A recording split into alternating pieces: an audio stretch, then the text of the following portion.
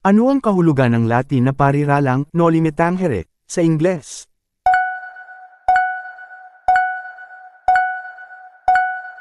Sagot A. Touch me not.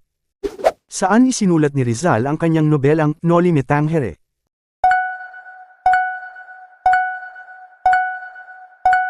Sagot C. Paris. Aling karakter sa Noli me tangere ang tumutukoy sa mapanupil na mga paring Espanyol?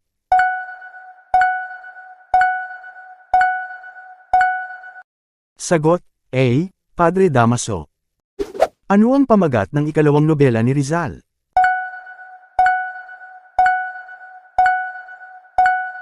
Sagot A. El Filibusterismo. Ano ang pangalan ng paboritong alagang aso ni Rizal?